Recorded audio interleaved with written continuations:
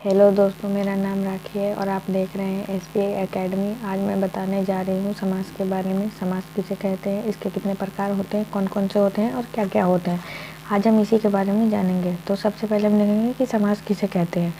दो या दो से अधिक शब्द मिलकर किसी अन्य शब्द की रचना करते हैं, उसे समाज कहते हैं। जैसे राजा का पुत्र, यश को प्राप्त, यथाशक्ति, घोड़े पर सवार। अब हम देखेंगे कि समाज के कितने प्रकार होते हैं। समाज के 6 प्रकार होते हैं: तत्पुरुष समास, अव्ययीभाव समास, द्वंद्व समास, द्विगु समास, कर्मधारय समास और बहुब्रीहि समास। तो सबसे पहले हम देखेंगे कि तत्पुरुष समास किसे कहते हैं। जिस समास में कारक की विभक्ति लगा हो उसे तत्पुरुष समास कहते हैं। जैसे दानवीर, देशवासी, घोड़े पर सवार। तो अगर हमें पूछा जाए कि तत्पुरुष समास को मतलब पहचानो कि इसमें से तत्पुरुष समास कौन सा है, तो हमें जब हम किसी भी समास को विग्रह करेंगे तो हमें पता चलेगा कि उसमें कारक की विभक्ति लगा है या नहीं लगा है। अगर उसमें कारक की विभक्ति लगा हो तो वो तत्पुरुष समास होगा। जैसे कि दानवीर, तो दान में वीर में जो है, दान और वीर में वो कारक का चिन्ह है। तो ये इसी कारक के चिन्ह से हमें पता चलेगा कि ये जो है दानवीर वो तत्पुरुष समास है।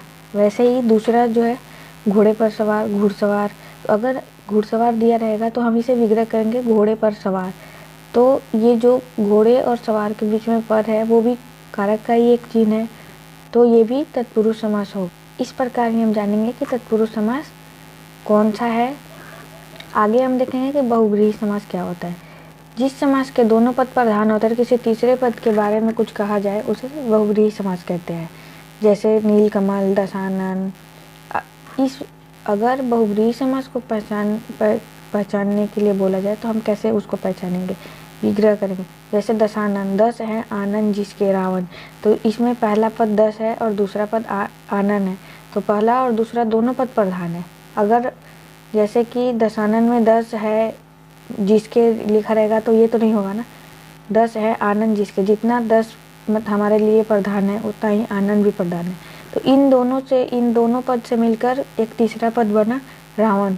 तो ऐसे हम देखेंगे कि जो इस तरीके का आएगा, जो दो शब्द प्रधान होते हुए तीसरे पद आएंगे, वो बहुब्रीहि समास होगा। अगला एग्जाम्पल है पीताम्बर। पीला है अंबर जिसका। जैसे पीला पहला पद हो गया और अंबर दूसरा पद हो गया और तीसरा पद हमारा हो गया श्री कृष्ण। वैसे ही है कमल नयन। कमल के समान नयन जिसके, विष्णु। कमल पहला पद हो गया और नयन दूसरा पद हो गया और तीसरा पद हमारा विष्णु हो गया। तो जिसके दोनों पद प्रधान होते हुए तीसरे पद आते हैं उसे बहुब्रीहि समास कहेंगे। अगला है हमारा अव्ययीभाव समास। जिस समास के पूर्व पद अव्यय हो उसे अव्ययीभाव समास कहते हैं। जैसे प्रतिदिन, यथाशक्ति, यथाकर्म। इसको हम कैसे पहचानेंगे, इसका पहला पद मतलब जो पहले का है वो अव्यय रहेगा। तो जैसे प्रतिदिन है तो प्रति जो है इसमें अव्यय है, यथाकर्म में यथा अव्यय है, यथाशक्ति में यथा जो है ये अव्यय है। अगला है हमारा द्वंद्व समास। द्वंद्व समास जिसके दोनों पद प्रधान होते हैं उसे द्वंद्व समास कहते हैं। जैसे माता पिता, ऊपर नीचे, आजकल, आटा दाल।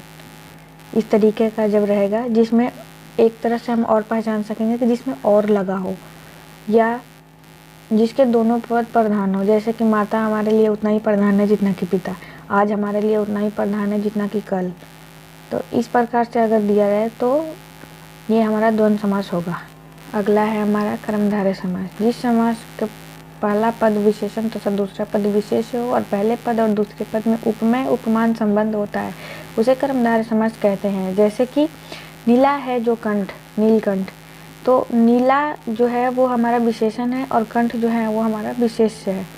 तो ये जो नीलकंठ है तो इसमें विशेषण और विशेष्य दोनों हैं।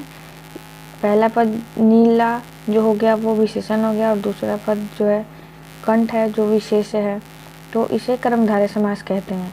जैसे दूसरा एग्जाम्पल है हमारा नीलकमल।